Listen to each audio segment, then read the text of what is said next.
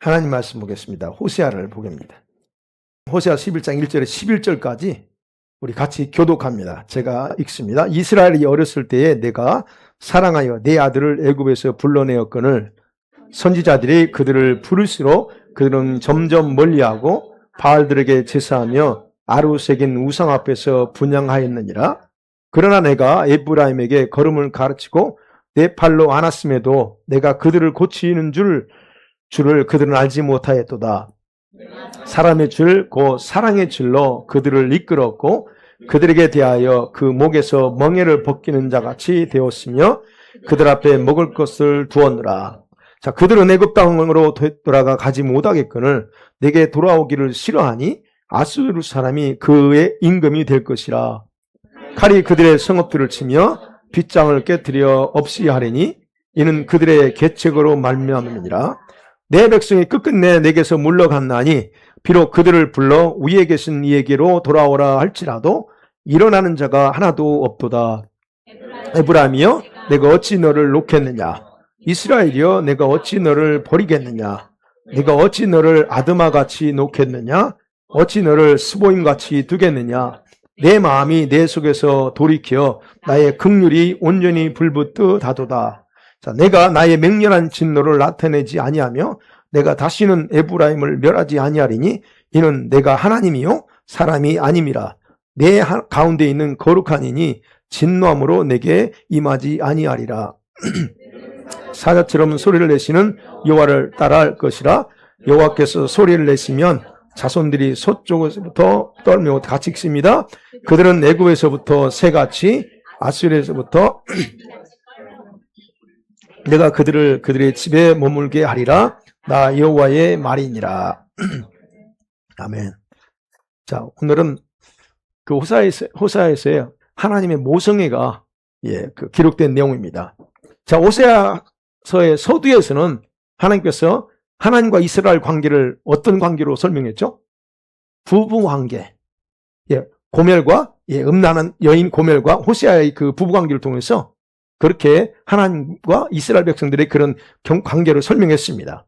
자, 부부 관계는 어떤 걸로 이어져야 서로를 향한 사랑을 기초로 해서 세워진 관계입니다. 모두가 그래서 양쪽이 남편과 아내가 서로 신을 지켜야 그 관계가 유지되는 거죠. 자, 그런데 사람과 사람 사이에 이 사랑으로 맺어지는 관계가 그런 부부 관계 말고 또 하나 더 있습니다. 뭔가요? 부모 자녀 간의 관계입니다. 부모 자녀. 이제 11장에서는 하나님과 이스라엘의 관계를 이제는 부모와 자녀 관계로 바꿔서 설명해요. 자, 부모와 그 자녀의 관계는 어떻습니까? 서로를 향한 사랑이 아닙니다. 자녀들이 엄마를 애타게 사랑하나요? 신났습니다. 어렸을 때는 그럴 수 있어요. 근데 이 그러니까 그 부모와 자녀 관계는 그게 아니에요. 뭐 어떤 관계예요? 어떻게 봐야 돼요? 부모의 일방적인 사랑이 훨씬 더 크게 작용하는 관계입니다. 그래서 자녀를 향한 그 부모의 사랑은 바랄 것이 없어요. 그냥 일방적인 것이에요. 그렇죠? 권사님 그렇죠? 자녀들을 대할 때 그거요. 그러니까 자녀가 아무리 큰 잘못을 저질러도 부모는 어떻습니까? 여전히 자녀를 바라보고 품어주고 사랑합니다. 그러니까 부모가 자녀를 끝까지 사랑하는 그 무조건적이고 일방적인 사랑의 관점에서 바로 하나님께서 이스라엘을 그렇게 사랑하고 계신다는 것을 백성들에게 알리는 거예요. 그래서 11장은 하나님 자신의 본래 마음, 모성애, 그 마음이 마치 애틋한 사랑의 고백 같은 내용들이 사실은 반복되는 내용들입니다. 그래서 얘기하는 거 이게 좀 풀어서만 사실 내가 너희들을 향한 내 마음의 본성은 너희들을 멸망시키고 싶어서 그런 게 아니요. 그럽니다. 내 마음은 진짜 본심 아니다는 거예요. 조금 전까지요. 7절까지 조금 전까지는 계속 엄중하게 책망하고 심판할 거라. 10장까지는 그래요. 엄포를 놨어요. 그런데 그 엄포를 놨지만 자신의 마음이 너무 아파. 그래서 그 자녀들을 생각하면 안쓰러우니까 부모가 갖는 그런 마음과 동일한 고백을 하고 있는 게 이제 오늘 본문에 나와요. 자, 첫 번째 생각합니다. 그러면서 이제 그런 내용을 얘기할 때 먼저 1절에서 7절까지 보면 그래요. 하나님께서 과거를 회상하면서 이스라엘 백성을 설득합니다. 자녀들을 설득하는 거예요. 하나님은요, 이렇게 표현합니다. 이스라엘을 한 인간이 태어나서 자라고 성장하는 과정을 비유를 통해서 자신이 한 일이 있어. 그 자녀들을 위해서. 그리고 백성들이 행한 일들을 비교하면서 자신의 마음, 그 마음을 고백해요. 하나님은 이스라엘을 애굽에서 출애굽시켰을 때 돌아가서 얘기합니다. 그때 너희들이 어린아이였어. 그럽니다. 그래서 마치 이제 막 태어난 어린아이에 갔었다라고 얘기해요. 그럼 하나님은 여기서 말합니다. 1절에서 이스라엘이 어렸을 때 내가 사랑하여 내 아들 그렇게 표현합니다. 아들이라고 표현해요. 근데 내 아들을 호칭하면서 이제 그들을 애굽에서 불러내서 그들을 아버지가 할 수 있는 모든 헌신과 사랑을 다 쏟았다라고 하는 게 이제 1절부터 계속 시작되는 겁니다. 이와 같은 여러분 하나님의 사랑은 마치 부모가 자녀가 이제 태어나서 걸음마를 이렇게 가르쳐 주는 것과 똑같았다고 얘기해요. 걷지 못한 아이들 두 팔을 잡고 어떻겠습니까? 한 걸음 한 걸음 떼도록 도와주는 그런 부모의 섬세함이 사랑이었고, 그리고 걷지 못해서 주저앉았을 때 어떻게 해요? 품에 안아주는 자상한 사랑이었다는 거예요. 여러분 하나님은 이스라엘이 이제 자신의 곁을 떠나보니까 항상 뭐라고 표현하냐면 4절을 보면 사랑의 줄로 내가 딱 묶어가지고 사랑의 줄로 묶어서 업고 다녔대요. 그들의 목에 묶인 멍에들이 있었으면 다 벗겨주고 본인이 다 힘든 것들은 다 벗겨주고 마치 어린아이들을 젖먹이듯이 키웠다라고 4절에서도 그 얘기합니다. 3절과 4절 다 그런 내용이에요. 그리고 그들에게 먹을 것이 있는 젖과 끓이는 땅, 가나안 땅에 들어가기 위해서 필요한 것을 모든 걸 제공해 주었고, 그리고 그들이 투정을 부릴 때면 달래고 타일렀다 그래요.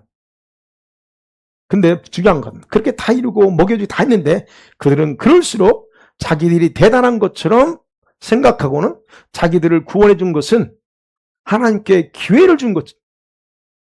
하나님이 우리를 구원한 건 우리가 하나님께 뭔가를 우리를 위해서 하도록 기회를 주었다라고 하는 그런 생각을 가지고 분수를 모르고 오히려 하나님을 멀리하기 시작했다 그렇게 표현합니다. 여러분 보세요. 우리가 자녀들이 그런 자녀들은 없겠지만 근데 이스라엘 백성이 바로 그랬대요. 그들은 여러분 그 구원의 감격을 너무나 쉽게 잊어버렸대요. 그리고 그들은 그것으로 만족하지 않았어요. 그래서 이거 얘기하는 겁니다. 이걸 좀 더 쉽게 풀어서 말하면 마치 망나니처럼 망나니 자식이라고 있잖아요. 자식처럼 하나님께서 잘해주면 잘해줄수록 부모를 잘해주는 게 아니고 더 부모의 마음을 아프게 하는, 하나님을 슬프게 했다는 겁니다. 그리고 더 나아가서는 그들은 눈 하나 깜빡하지 않고 도도하게 성경 나옵니다. 바알을 또 하나의 신으로 생각하고서 그들의 바알에게 우상점을 바치고 온갖 신상들을 다 섬겼다라고 그렇게 얘기합니다. 자, 그런데 그럼에도 불구하고 여러분 그들이 계속 가나안 땅에 들어와 이후에 이런 똑같은 생활을 반복했지만 하나님은 그것이 마치 철없는 아이가 하는 행위처럼 그렇게 생각하고 참으셨다 그렇게 표현하고 있습니다. 그들은 전혀 자기들이 어떤 부류의 인간인지 미성숙한 인간인지 자기들이 얼마나 어리석은 착각 속에 살고 있는지를 전혀 깨닫지 못했다라고 말합니다. 여러분 마치 미성숙한 그 지적 능력을 가진 자들과 별반 차이 없었다라고 하는 거예요. 지금 11장에서. 이런 자녀를 둔 부모가 있다면 그들을 바라볼 때 여러분 부모의 감정이 어떨까요? 어떤 작용일까? 얼마나 그 가슴이 슬픔과 한이 가득할까 하는 거예요. 이게 바로 엄마들만이 가질 수 있는 모성애입니다. 아버지는 그런 걸 잘 못 느낀다, 사실은. 이게 부성애하고 모성애의 차이예요. 안타까운 건 느끼지만 엄마처럼 애끓는 그게 아버지들은 안 나옵니다. 그래서 솔직한 거예요. 그게 이제 부성애와 모성애의 차이예요. 근데 그게 하나님의 성품입니다. 자, 하나님께서 지금 이스라엘 백성을 생각하면 바로 이 애타는 심정이에요, 지금. 그런데 자식들은 어떡합니까? 이런 상황을 전혀 모르고 자기가 대단한 존재인 것처럼 착각하고서 제멋대로 행동했다 하는 거예요. 여러분, 우리가 분수를 모르면 이렇게 자기 착각에 빠질 수 있습니다. 자기 분수를 알고 사는 것은 정말 은혜 중에 은혜가 아닐 수 없어요. 저는 그렇게 생각합니다. 분수를 알고 사는 게 은혜예요.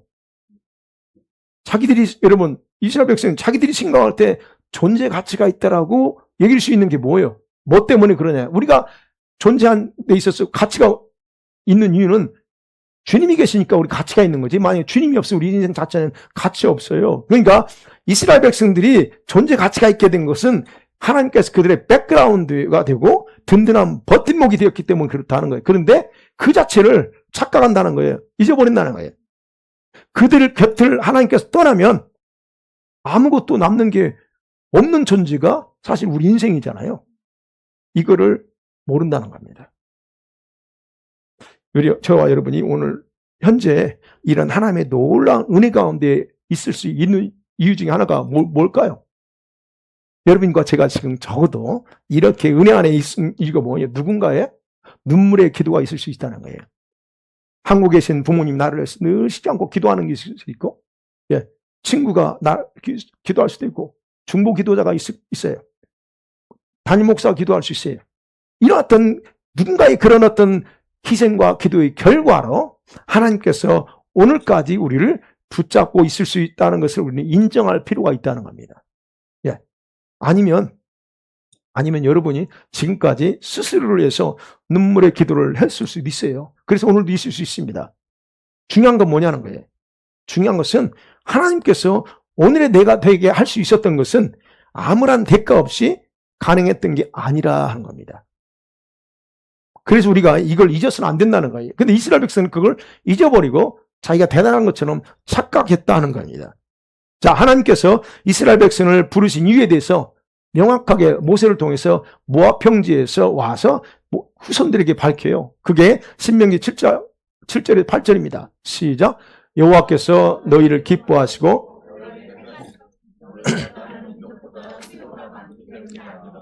너희는 오히려 모든 민족 중에 가장 적으니라. 여호와께서 다만 너희를 사랑하심으로 말미암아 자기의 권능의 손으로 너희를 인도하여 내시되 너희를 종되었던 집에서 왜 안 읽어요? 네. 아, 그래요? 그래서 됐어요. 네. 자, 우리가 여기서 그랬습니다. 이게 바로 하나님께서 이스라엘 백성을 선택한 이유예요. 이스라엘이 선택받은 이유입니다. 그들이 잘난 게 하나도 없어요. 두 가지요. 그들의 공로업적 하나도 없는데 전쟁의 부모들의 덕분이었어요. 그리고 하나님의 사랑 때문이다. 그러고 말합니다. 그렇기 때문에 하나님은 이스라엘은 착각으로 제멋대로 살면서 가슴을 아프게 하는 그들에게 사랑의 메시지를 보내면서 설득하는 거예요. 그런데 그들은 어떻게 합니까? 하나님께서 기대했던 것과는 전혀 상반되는 결정을 내리고서는 다시 애굽 땅으로 돌아갈 수 없음에도 애굽 땅으로 돌아가려고 했다 그럽니다. 그게 7절이죠. 아니 5절. 5절에서 그래 말합니다. 안 돌아가요. 이 말은 여러분 그 지역에서 패권을 주고 있었던 아수르의 공격이 있어요. 그 공격에서 하나님을 의지하지 않고 애굽이 도와줄 것을 기대하고 애굽에 손을 내밀었다는 의미예요. 그럼 과거 애굽의 노예 생활에서 벗어날 수 있었던 게 하나님 은혜 때문이었어. 그러면 그렇다고 하면 지금도 그 벗어날 수 있는 것은 하나님의 손을 내밀고 하나님 은혜로 가능한데 근데 그걸 잊어버려요. 그리고 엉뚱한 짓을 한다는 겁니다. 그래서 거기에 대한 책망이에요. 지금 사실은 그게 5절 6절 이제 그 내용입니다. 이 어려움 속에서 우리가 어려움 당하면 여러분 누구한테 손 내밀어야 되냐는 거예요. 사람한테 손 내밀 게 아니라는 거예요.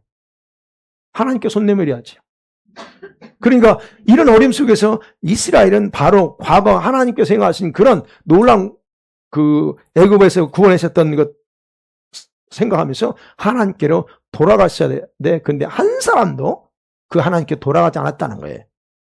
그래서 하나님께서 그들을 살리시려고 몸부림쳤어. 메시지를 줬어. 그런데 그들은 완강하게 거부했습니다. 그래서 7절이 그렇게 말합니다. 7절. 여기 보면 내 백성이 끝끝내 내게서 물러갔다 그래요. 끝내 돌아오잖아. 그들을 불러서 위에 계신 이로 돌아와라 아무리 불러도 그들은 일어나서 주님께 돌아가는 적 한 사람도 없다 그래요. 결국은 뭐냐면 이스라엘에 물러설 곳조차 없는 상황이 있어요. 근데 그렇다 하면 그 상황에서 누구를 의지해야 되는가에 대한 답은 나오는데, 그럼에도 불구하고 그들은 애굽의 힘, 그 애굽의 우상에게 매달릴 것으로 강하게 결심합니다. 이렇게 그들의 고집불통스러운 마음을 그대로 보여줘요. 그게 지금 이제 7절 내용입니다. 자, 이것에 대해서 하나님은 그들에게 다음과 같이 일어날 일을 선언한 겁니다. 그게 5절, 6절이에요. 이스라엘은 애굽으로 다시 못 돌아간다? 그 대신 아수리에게 패배해서 지배받을 거라 그래요. 그리고 전쟁이 이스라엘 성을 다 휩쓸어 버리면 성빈 무장이든 뭐든 다 파괴될 거라고 해요. 왜냐하면 그들이 나에게 돌아오지 않았기 때문이다 그래요. 결국은 이스라엘이 자기들 마음에 헛된 계획을 세웠기 때문에 칼이 그들을 다 삼켜버릴 거다라고 하는 거예요. 그들이 나를 배반하고 바알을 불러 호소했지만 바울이 그들을 일으켜서 세우지 못할 거다라고 하는 것. 이게 바로 그들에게 그런 어떤 불행한 것들을 선언합니다. 자, 이런 재앙은 사실은 여러분 하나님을 외면하고 버린 대가입니다. 그런데 그 대가는 상상 이상으로 커요. 우리는 항상 저와 여러분 아셔야 될 건 우리 자신이 하나님의 뜻과 말씀에 반대되는 일을 선택할 때에 그에 합당한 대가를 치러야 된다는 사실을 망각해서는 안 됩니다. 어쩔 수 없다 할지라도 거기엔 대가는 받을 생각하고 그런 올바르지 않는 선택을 해야 돼요. 어떤 선택이든 간에. 여러분 이스라엘 이제 7절까지 그거예요. 그럼 이 이스라엘은 모습에서 여러분 누가 발견됩니까? 여러분 그 이스라엘이 어떻게 이렇게 하나님의 사랑 받았으면서도 헛짓거리 하는가? 거기 모습에서 누가 보이냐는 거예요. 여러분 우리는 이스라엘처럼 고집이 강합니다. 우리 사람은 그래요. 그래서 완전히 하나님께 맡기지 못하고 항상 만일의 경우를 대비해서 항상 다른 대안을 마음에 가지고 살고 있지 않는가 하는 겁니다. 그거 살펴봐야 돼요. 만일에 우리들에게 이런 것들이 발견된다. 여러분 그게 우상도 섬기고 하나님도 섬긴 이스라엘 백성들과 별반 차이 없는 이중적인 위선입니다. 네, 만일에 대비하잖아요. 우리가요. 하나님만 전적으로 의지 못하고 그래도 만일에 하나님 응답 안 해주고 축복 안 해주면 이런 이거 있죠. 이중적인 위선. 그게 이제 여기서 근거해 보면 그래요. 하나님도 섬기고 혹시 모르니까 또 우상도 해놓고 이게 안 되면 이쪽으로 해지 뭐 이거 있잖아요. 자, 그런 얘기입니다. 그래서 이제는 그런 자리에서 머물 것이 아니고 이제는 오직 아버지께만 돌아가는 결단이 필요하다 하는 겁니다. 하나님은 그런 우리의 내면에 있는 이중적인 위선은 속지 않습니다. 하나님. 그 다음에 이제 두 번째 생각할 게 8절 9절이에요. 이 하나님의 그런 한숨 섞인 외침이 나옵니다. 하나님이 안타까운 마음으로 애절하게 그 이스라엘을 선택해요. 근데 이스라엘은 돌아가지 않습니다. 만일에 여러분과 저의 우리 자녀가 이런 상태라면 어떻게 해야 될까요?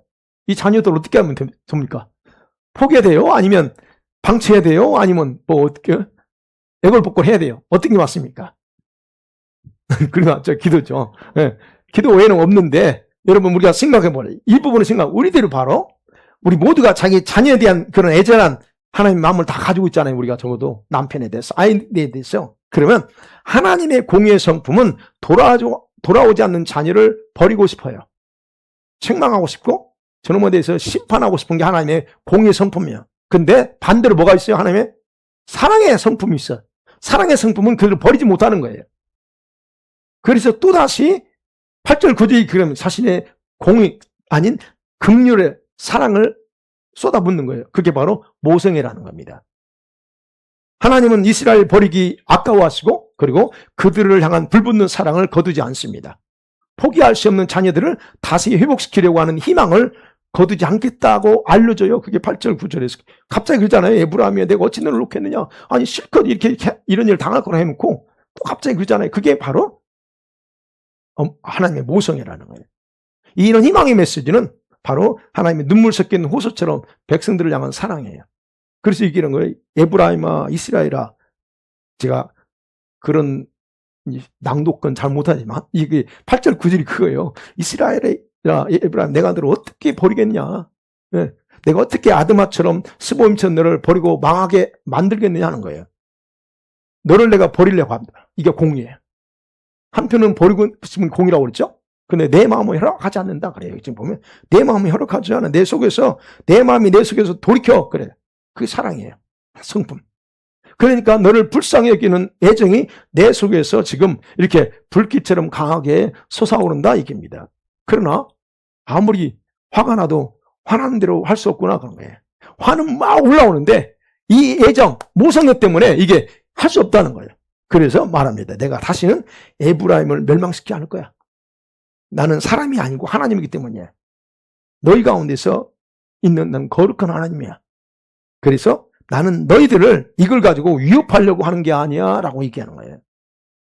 여러분, 부모가 자녀들을 포기할 수 없는 것처럼 하나님께서도 그러하신다는 것이 이 8절 9절에서 이렇게 호소하는 걸 봅니다.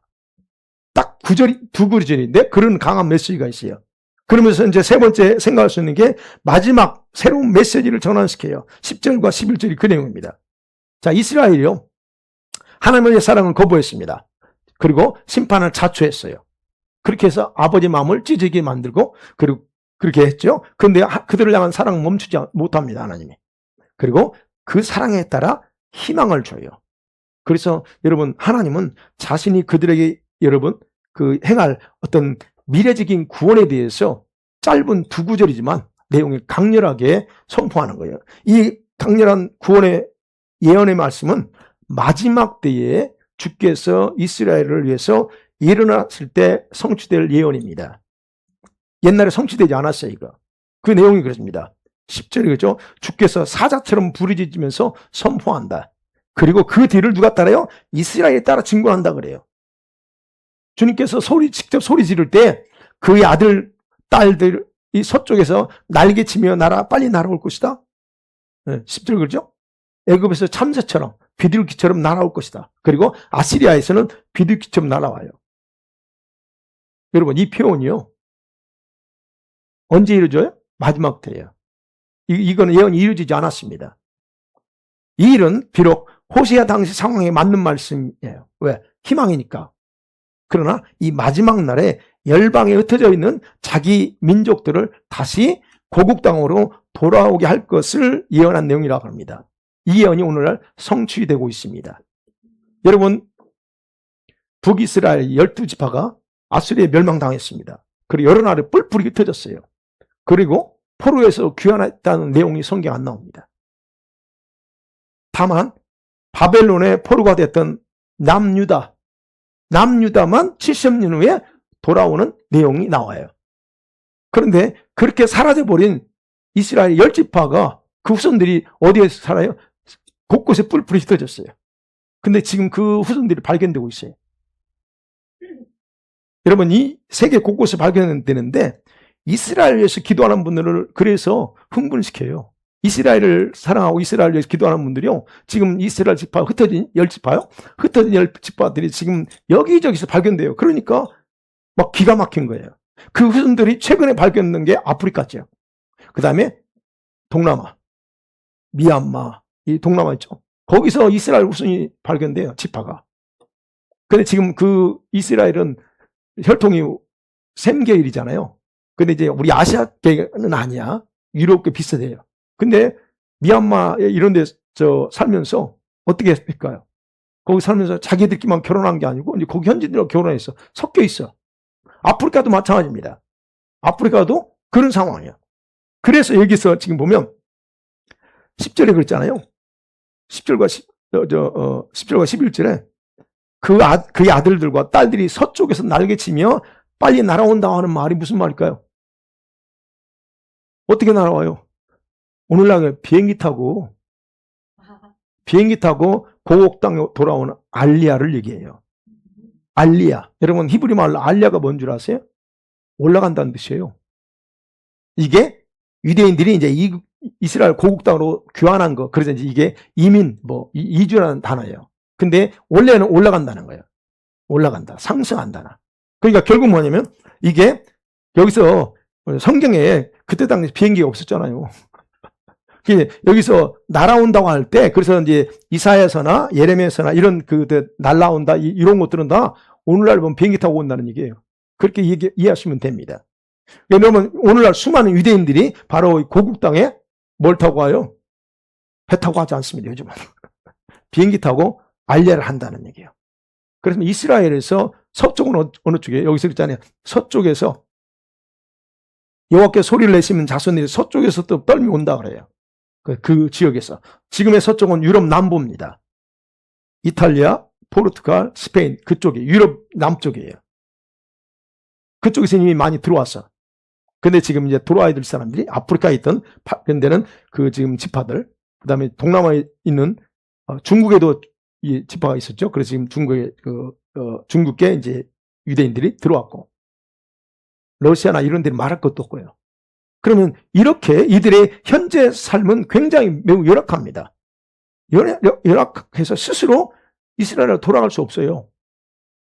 스스로 못 돌아갑니다. 재정이 한두 푼 들어야죠. 그래서 일부 단체에서는 지금 그들을 알리야하게 이주시키기 위해서 재정을 모으고 있어요. 그래서 이번에 저희 교회에서도 어느 분이 한 1,050불하고 해가지고 5,000불 보냈으니까 우리가 알리야 하는데 이게 우리는 이스라엘을 우리가 기도하고 하고 있으니까, 그래서 나중에 그 단체가 있다고 그래서 제가 옛날에 그 사모님 만나서 그러면 우리가 알리야 헌금 할 테니까 달라고 했었어요. 그러니까 이번에 보냈어요. 여러분, 우리가 이게 바로 우리가 지금 마지막 때에 주님이 오시려면 그 중에 하나가 더 성취돼야 되는데 이스라엘 백성들이 고토로 돌아가는 거예요. 그 미국에 있는 유대인들, 캐나다에 있는 유대인들이 고토로 돌아가야 돼. 100%는 안 돌아갈 수 있겠지만 그러나 돌아가야 돼요. 그래서 안티세미티즘이 유럽에서 많이 일어나잖아요. 그거는 어떻게 보면 그들을 격동시키는 거예요. 그래서 거기 못 살겠다 해서 고국 땅으로 돌아가게 하는 그런 조짐이기도 합니다. anyway, 그래서 그런 일들이 바로 이제 이 오늘 본문에서는 그런 내용을 하면 하나님의 모성애예요. 결론입니다. 자, 하나님께는 부성애와 모성애가 동시에 있습니다. 그럼 부성애는 공의 성품이에요. 모성애는 뭐예요? 사랑의 성품과 같습니다. 그 11장에서는 바로 모성애의 강한 사랑을 기록하고 있어요. 그렇기 때문에 아버지의 모성애는 아무리 거부하고 무시해도 자녀들을 품어서 끌어안는 사랑이에요. 근데 부성애는 어때요?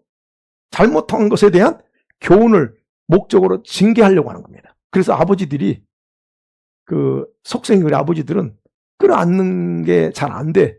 대신 규율로 정하지. 이놈 아니면 혼다. 이런 식으로 부모들은, 아버지들은 다 엄마는 그래서 안 하고 품잖아요. 이게 거기서 온 거예요. 그래서 여러분과 제가 아셔야 될 거는 하나님께는 엄마의 사랑도 있고 아빠의 사랑도 다 가지고 계신 분이에요. 근데 이제 창조하시면서 분리시켰어요. 남자에게는 자기 부성을 넣어주고 여자에게는 모성을 넣어줘서, 그래서 남자와 여자가 하나가 돼야 하나님의 완전한 그 부성애와 모성애가 합쳐지는 거예요. 그래서 연합을 이루는 거예요. 그래서 여자 혼자는 안 되고 남자 혼자도 안 되는 거예요. 그래서 성경은 결혼을 얘기하는 겁니다. 자, 어찌됐든 그래서 여러분, 이 호세의 다른 장들은 아버지의 부성애가 강조되면서 심판과 징계를 계속 반복해서 강조했어요. 그런데 11장에서는 바로 이 모성애를 가지고 이스라엘을 어린 나이로 비유하면서 포기할 수 없는 사랑을 강조하고 있다는 겁니다. 돌이키지 않는 그들, 징계할 수밖에 없지만 아버지의 모성애는 다시 끌어안고 찾아온다. 그게 바로 모성애의 결론이에요. 자, 그러면 하나님의 백성으로 선택받았던 10지파가 왜 이런 불행한 일을 당하고 역사에서 사라졌을까 하는 거예요. 그들은 우리 아는 것처럼 자기들을 사랑하는 그 아버지 명령, 모성애 또는 부성애를 거부하고 스스로의 살 길을 선택하며 살았기 때문에 이런 결과를 당했습니다. 그것은요, 아버지 사랑을 외면하면서 아버지가 당한 찢어지는 아픔을 그대로 그들의 흩어지게 함을 통해서 고통 속에 살게 함으로 심판한 것인 겁니다. 그래서 그들이 얼마나 이 낯선 데에서 자기 땅도 아니야. 근데 거기서 얼마나 고통스럽게 살아요. 그러니까 지금도 그들의 생활은 열악해요. 그래서 이제 가서 보여준 거 사진도 봤는데 아주 안 좋아, 환경이 안 좋아. 그래서 그들은 누가 돕지 않으면 가고 싶어도 고국 못 돌아가. 이런 상황이에요. 왜 그러냐는 거예요. 이게 바로 이런 하나님의 사랑을 거부한 것에 대한 거라. 그래서 오늘날 저와 여러분들이 적어도 이 오늘 말씀 속에 두 가지는 기억해야 됩니다. 여러분, 하나님의 모성애 같은 사랑을 거부하고 멋대로 산다 할지라도 하나님은 반드시 그 성도들을 포기하지 않고 회복시키는 분이라는 겁니다. 아멘. 반드시 그분 모성애는 회복시킵니다. 그러니까 여러분 잘못할 수 있고 우리가 잘못할 수 있어요. 또 어떤 때는 그분의 마음을 아프게 할 수 있습니다. 그러나 그분은 여전히 암탉의 새끼를 날개 아래 품듯이 그런 저와 여러분을 품고 계시고 여전히 포기하지 않는 사랑으로 우리를 안고 계신다는 거. 이게 굉장히 중요한 거죠. 근데 또 하나, 저와 여러분 잘못된 행위에 대해서는 부성애가 작용한다는 거예요. 부성애가 작용해서 채찍을 언제든지 가할 수 있다는 거예요. 그리고 우리는 동시에 두 가지를 아셔야 돼요. 모성애만 강조하면 안 돼요. 저는 그래서 항상 밸런스라고 하죠. 균형. 품지만 동시에 잘못된 것은 단호하게 채찍하는 게 하나님이시라는 거예요. 그러면 우리가 잘못된 걸 선택하고 계속하면 그분은 사랑만 하지 않습니다. 채찍을 들어요. 왜요? 그것이 여러분 아버지 마음을 고통스럽게 하는 것이기 때문에 주님은 채찍 들 수밖에 없는 거예요. 그런데 채찍 들었다고 해서 그게 미워서 그러냐 아니라는 거예요. 모성애나 부성의 궁극적인 목적이에요. 사랑이에요. 핵심은.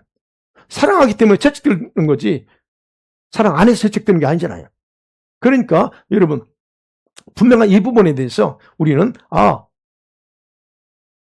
나를 포기하지 않는 하나님의 사랑이 있지만 동시에 내가 언제든지 잘못된 길을 여전히 고집하고 하나님이 아닌 다른 걸 의지할 때는 주님은 여지없이 채찍을 드신다는 건 두 가지 일을 알고, 그래서 내가 당하는 여러 가지 환경 속에서 하나님의 모성애만 보지 마시고 부성애의 손길도 볼 줄 알아야 된다는 거예요.